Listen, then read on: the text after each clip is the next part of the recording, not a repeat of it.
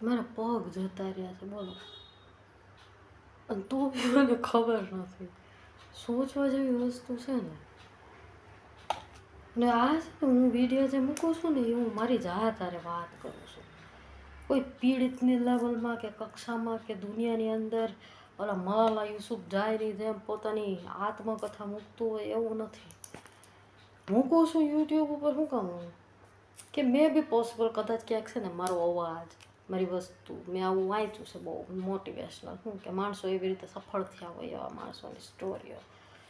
તો મેં કીધું મને અભિમાન છે કે મારો અવાજ, મારી વસ્તુ, મારી બોલવાનો મારો એટીટ્યૂડ એ છે ને અલગ છે, અને હું કદાચ કંઈક દુનિયામાં કરી શકું છું. આવું મને પહેલેથી છે, કેમ કે પહેલેથી છે ને મારો ભણવામાં પહેલો નંબર આવતો.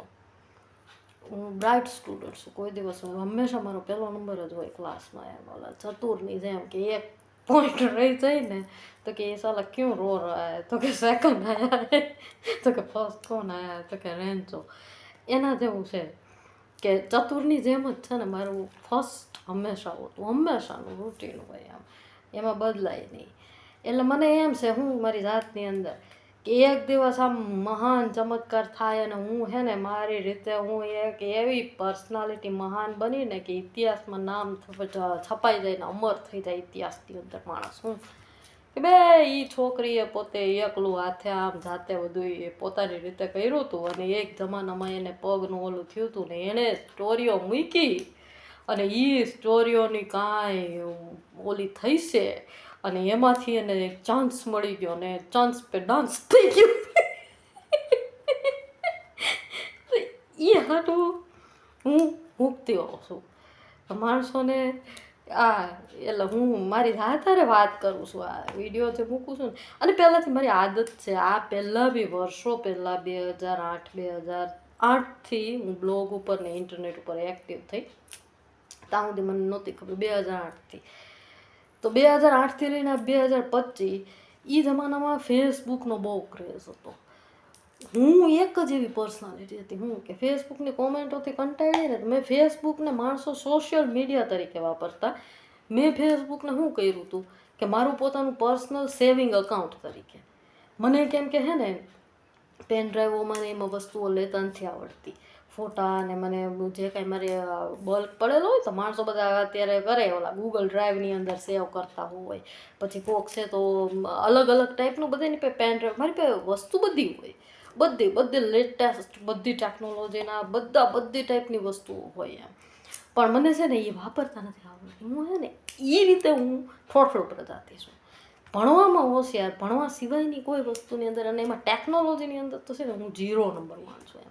એટલે અત્યારે બી આ યુટ્યુબ જે છે ને એ મારા પોતાના સ્ટોરેજ માટે હું વાપરું છું, નહીં કે દુનિયાને સામે હું સ્કાર્ફ ઓઢીને ઓલા પીડિતોની કક્ષામાં આવી જાય કે ભાઈ એક ઇન્સાન પોતાની દુઃખની સ્ટોરીઓ ગાઈ રહ્યું છે એને મોટિવેટ કરે. એ વસ્તુ નથી. એમાં ઉલટાનું મને છે ને મારી જાત પર મને કંટાળો ચડે. કંટાળો નહીં, મારી હટી જાય. કોઈ એમ કહે ને કે જિંદગીમાં મોટિવેટ થાય એવા માણસો બી મને મળે છે, એવા મળે ને એટલે હું એમ કહું કે બે તારી દુઃખ ભરી કહાની હે સાઈડમાં રાખ, બે લોહી ન પીએ, હું મારી ખુદની જાત હારે વાત કરું છું, ખોટા લોડ નહીં દેવાના. અહીંયા આગળ દુનિયાની અંદર બીજા બી બધા કામ હોય છે. એટલે મારી આ પર્સનાલિટી છે. પણ હું સોચું છું એમ કે મને ખબર પડે, મને એ બી ખબર નથી બોલો કે મને પગમાં દુખાવો કઈ જગ્યાએ થાય છે. હું સોચું કે ડૉક્ટર પાસે જઈએ બરાબર, હવે ડૉક્ટર ઓલો પૂછે કે ભાઈ ક્યાં દુખે છે, હવે કયા પગમાં દુખે એ બી મને ખબર નથી બોલો. લંગડાઈને મારી હાલ આખી ચેન્જ થઈ ગઈ, અને હું હાવ બેકાર ઇન્સાન બની ગઈ અત્યારે હાલની તારીખે. તો બી મને એ ખબર નથી હું કે મારે ક્યાં પગમાં કઈ જગ્યાએ શું થાય છે. મને હકીકત ખબર નથી. એમ કોઈ પૂછે માણસને તો એ તો ખબર હોય ને કે ડાબો પગમાં દુખે, જમણા પગમાં દુખે, આગળ દુખે, પાછળ દુખે, એડીમાં દુખે, આંગળીમાં દુખે, તો પગના તળિયામાં દુખે. હું નહીં, મને એટલી ખબર છે હું કે પગ મૂકું ને એટલે દુખે, અને હાલવાનું થોડુંક ચાલુ થાય ને તો હવે માણસ જેવું થઈ જાય છે, પણ તોય દુખાવો થોડો ઘણો રહે છે, થોડી ઘણી રાહત હોય છે. પણ આવી વસ્તુ છે, બસ આટલી મને ખબર છે. આની સિવાય મને કંઈ ખબર. હોમિયોપેથિક ડૉક્ટર હોવા છતાં એમ હોમિયોપેથિક ડૉક્ટર સક્સેસમાં સક્સેસ ગયેલો હોમિયોપેથિક ડૉક્ટર, આજની હિસ્ટ્રીનો યંગેસ્ટ સક્સેસ ગયેલો ડૉક્ટર હોમિયોપેથિક એ હું હતી. મારા જમાનામાં 2008માં 2008થી લઈને 2014-15 કાંક 8 વર્ષ મેં પ્રેક્ટિસ કરી, ફૂલ ટુ પૈસો કમાયો અને પછી છે ને મૂકી દીધું.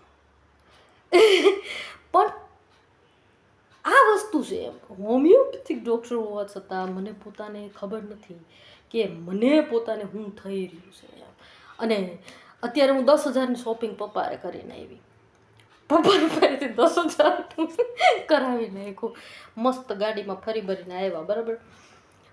અત્યારે મને અચાનકથી લાઇટ, એ લાઇટ છે ને અડધી પપ્પા કરાવે છે. બીજી એક વસ્તુ મારી મેઇન એ છે, હું ખબર છે હું બોલતી એટલે નથી, કોઈ વાતમાં આમાં મને ઇન્ટરેસ્ટ નથી જાગતો ને કોઈ એક્ટિવિટી કે આવી રીતે કરવામાં, બરાબર છે.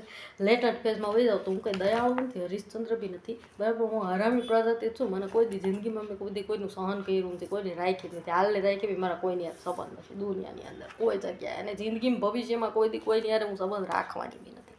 બોલો, આ પર્સનાલિટી હું પોતે આટલી હદે મારો એરોગન્સ છે. અને આ જો બોલતા બોલતા ભૂલી ગઈ, હું ગદની છું, બરાબર છે. આટલું બોલીને હું ભૂલી ગઈ, મારે પોઝ લેવો પડશે તો મને ખબર પડશે કે હું શું કહેતી હતી. ઉભા રહ્યો.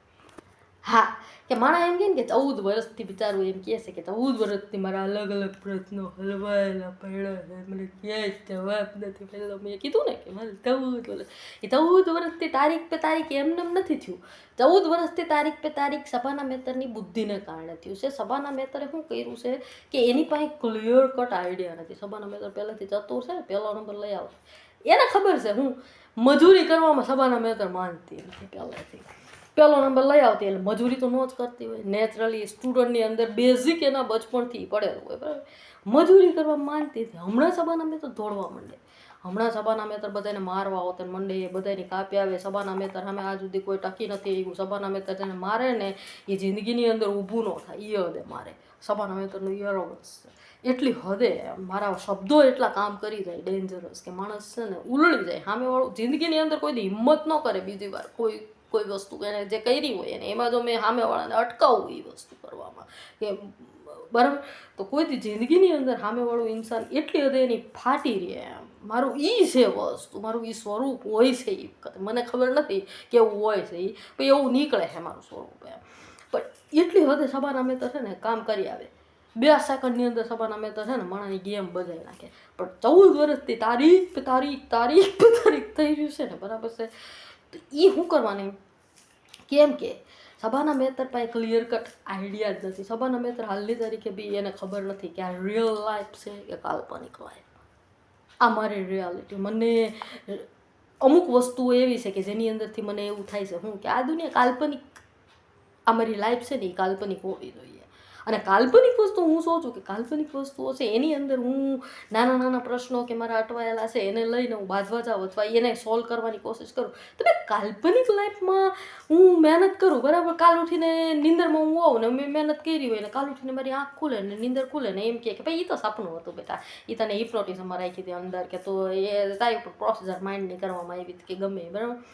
મારી મહેનત તો બેકાર છે ને યાર, મજૂરીમાં ખપે ને યાર. તો એવી મજૂરી હું શું કામ કરું યાર? બેઝિકલી હું આળસુ પ્રજાતિ, હું મારી જિંદગીની અંદર મેં કાંઈ કામ કર્યું નથી, બરાબર છે. મને કામ કરવાના નામથી મારી છે ને હટી જાય, આ મારી રિયાલિટી છે, બરાબર છે. હું આળસુ માણસ છું અને કામ પૂરતું મારી વસ્તુ હોય પહેલો નંબર લઈ આવતી એટલે એ શું કે જરૂરી વસ્તુઓ કરવાની, એ સિવાયની વસ્તુ કરવામાં મજૂરી, બિનજરૂરી મજૂરી કરવામાં હું માનતી નથી. એટલે છે ને તારીખ પે તારીખ છે. 14 વર્ષથી પ્રશ્નો અટવાયેલા છે ઇન્સાનના. માણસો દુનિયામાં બચી ગયા છે ને સબાના મેતરનો એ એક જ, સબાના મેતરના હાથે માણસો બચી ગયા છે. એ સબાના મેતરની જેણે માયરીને હે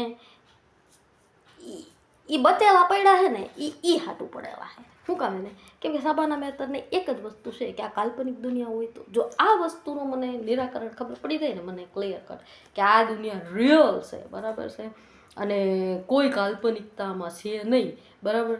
અને પપ્પાએ કોઈ પ્રોસિજર મારી ઉપર કરેલી નથી ને આ કાંઈ પપ્પાએ મારી અંદર વિચાર ડાલતા નથી, બરાબર છે.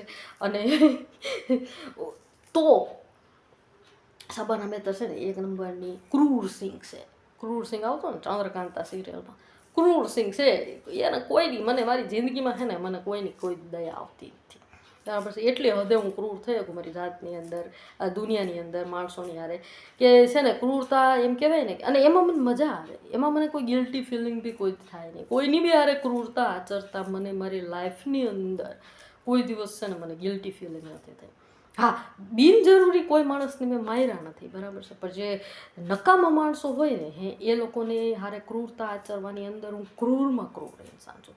પણ હું કહું છું ને કે શબાના મહેતાને આજ સુધી 14 વર્ષથી જેણે મારી માણસો એ બધા ભેગા મળીને ખુશી ખુશી મારે છે હાલની તારીખે. બેન શબાના મહેતા માર ખાઈ લે છે.